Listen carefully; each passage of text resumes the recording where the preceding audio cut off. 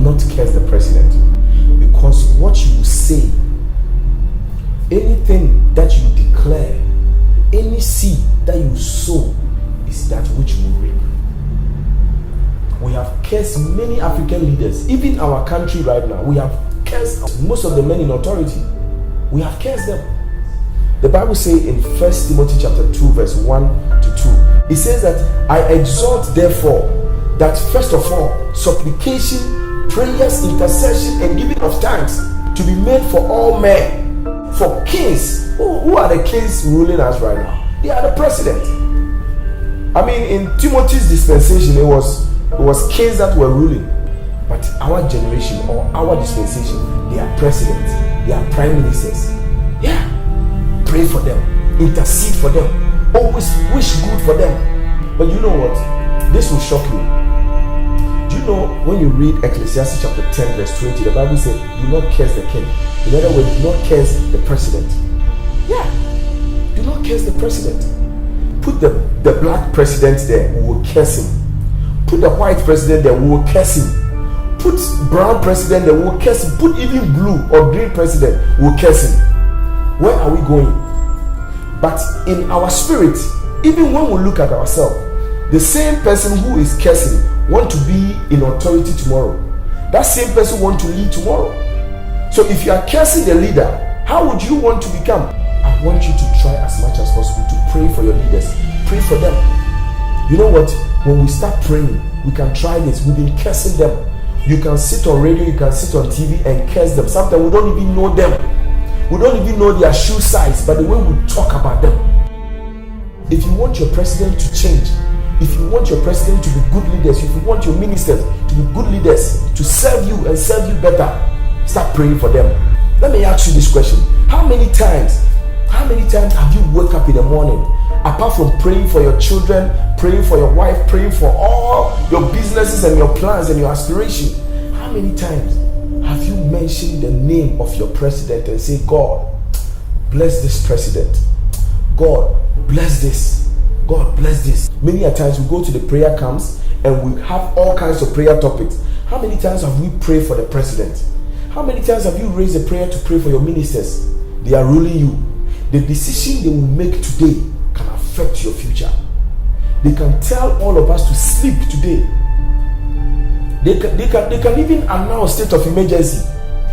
If you have anywhere to go, even if you want to fly to another country, you are subjected to what? To obey that decree. Which means that whatever you want to become tomorrow, try as much as possible to intercede for your leaders. Your leaders are holding you, their leaders, because God placed them there. Yeah, 1 Peter chapter 2 verse 17. The Bible says that honor all men, love brotherhood, fear God, and honor the king. Who are the kings? We are talking about the president. We're talking about your prime minister. Yeah. These days, even when we go to our villages or within our community, even our chiefs, we don't even respect them. We don't even respect them. How do you honor them? Obey their rules and their regulation. Anybody you honor, you will do things when he is not even there. You will pray for him. When you honor someone, you pray for them. You will offer sacrifice for them. You will pray, you will intercede for them, for even their children. These days, people are afraid to even to become a politician. Of course, maybe God has called me to do this, what I'm doing. When you give it to the president cannot do it. So he is called to rule. He is called to take care, to rule the affairs of men. That is why you and I were supposed to what? To pray for them. Now it is even difficult for people to even enter into politics. Now it is very difficult for people to even serve in the public office. Yeah. Romans chapter 13 verse 1, the Bible says that let every soul be subject unto a higher powers. For there is no power but of God. The powers that be are ordained of God, which means that it is God that gave them the power. It is God who gave the president the power. Yeah. You probably might not be the one who voted for him, but it's God who made him. Respect him. Honor him. Pray for him. When you go to your churches, make sure we pray for. And one of the scriptures that blew my mind was Jeremiah chapter 29 verse 7. He said, and also seek the peace and the prosperity of the city to which I have carried you into exile. And he said that pray to the Lord for it. He said, pray to the Lord for it. He said, because if it prospers, you too will prosper. My brother, my sister, you will prosper if you start to intercede for your country. If you stop cursing the president, if you stop cursing your president, but rather pray for them. If you stop cursing the ministers.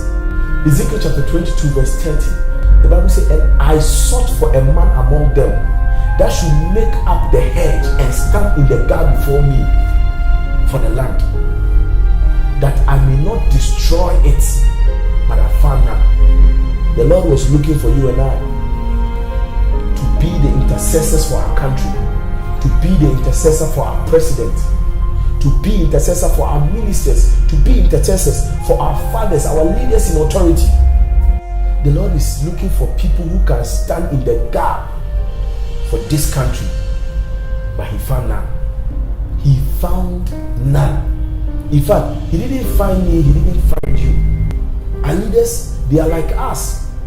They have the same blood. They eat the same food. They drink the same water like us. They are human beings. They are not gods. They are not gods. They are human beings. But yet God has given them the capacity for them to lead. Why can't you pray for them? But let me tell you one powerful thing. Anytime a man assumes leadership, there's a force that fights them.